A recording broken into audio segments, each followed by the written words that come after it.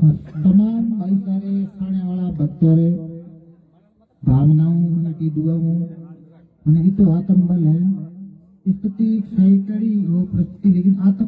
अंतर आत्मा री जो एक आसारी किरण है वह अभी भी हमारे जागृत है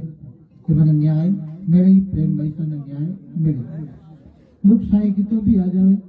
लेकिन भगवान हमारे अंतर आत्मा री संतों रे आशीर्वाद वह शक्ति बढ़ा दे मैंने एहसास ही नहीं हुआ मैं आज 5-7 दिनों में भोजन नहीं करियो लेकिन मैं एहसास तक नहीं हो रही कि भोजन करोड़ों है नहीं हो रही 3 दिन तक पानी नहीं पी उन टाइम तक तो हालत खराब हुई मरने की स्थिति हुई लेकिन अब कोई एहसास नहीं पड़ा मेडिकल जांच करवा देखिए लेकिन होड़ी ने कौन टाल सके तो एक हमारे जीवन में तो प्रश्न खड़ा हो मेरी नैतिक जिम्मेदारी भी बनती है उनका कहने का सबकी नैतिक जिम्मेदारी बनती है जिसी के भी जीवन पर प्रश्न चिन्ह लगता है तो उसकी नैतिक जिम्मेदारी बनती है कुछ संतों ने और कुछ सोशल मीडिया वाले ने देखा कि भाई साहब को मेडिकल बोर्ड के लिए वो नहीं लेके गए तो मेरी ऐसी भावना थी कि 10 मिनट आश्रम में लेके जाएंगे पुष्प उनको अर्पण करेंगे 10 मिनट आश्रम की जमीन उसको नसीब हो जाएगी और सम्मान के साथ में संतों और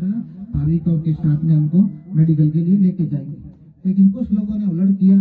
तो मैंने जनप्रतिनिधियों से बात की कि भाई मेडिकल के लिए लेके जाएंगे लेकिन पहले 10 मिनट के लिए आश्रम के बैठा के उनको पुष्प अर्पण करके सब साथ में लेके जाएंगे उसके गवाही है वो जनप्रतिनिधि जो कैबिनेट में भी बैठते हैं और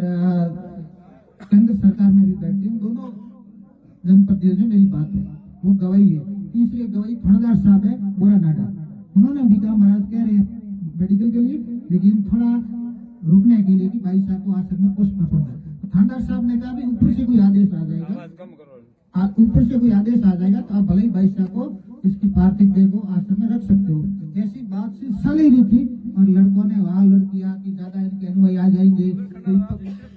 4 लोग थे माहौल खराब किया और पूरा सोशल मीडिया पर उन लोगों ने फैलाया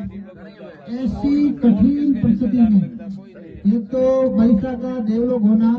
और ऊपर से ही उस परिस्थिति में भी उसके अंदर इंसानियत नहीं थी चलो हरीशा परबल हम तो यही कहते हैं उनका भी भगवान भला करे जिसने किया उनका भी भला करे लेकिन उसके बाद में भी उन्होंने गलत न्यूज फैलाई कि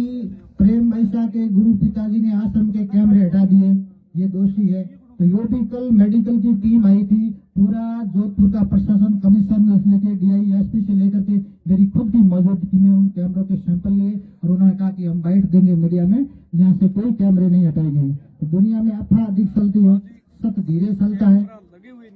और झूठ और सत्य का पता तो महापुरुष से सेवा देकर के पता लगाते हैं अगर सभा के अंदर कोई दोषी आदमी होता है ना तो उसकी भावना को देकर के पता चलता है कि ये दोषी कितना है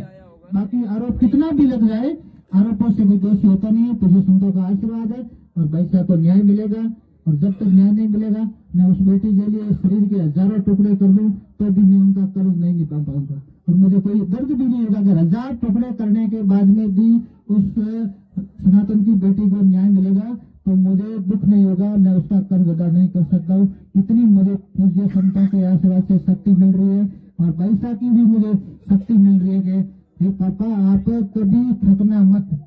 और पूज्य संतों के आशीर्वाद से और तमाम जनप्रतिनिधियों से सरकार की संवेदनशीलता से मीडिया कर्मियों से आप सभी की दुआओं से बैसा को न्याय मिलेगा ऐसी मुझे उम्मीद है आप सभी पधारे बैसा के इस समाधि पूजन पर आपका हृदय की गहरी बहुत बहुत प्रणाम सभी को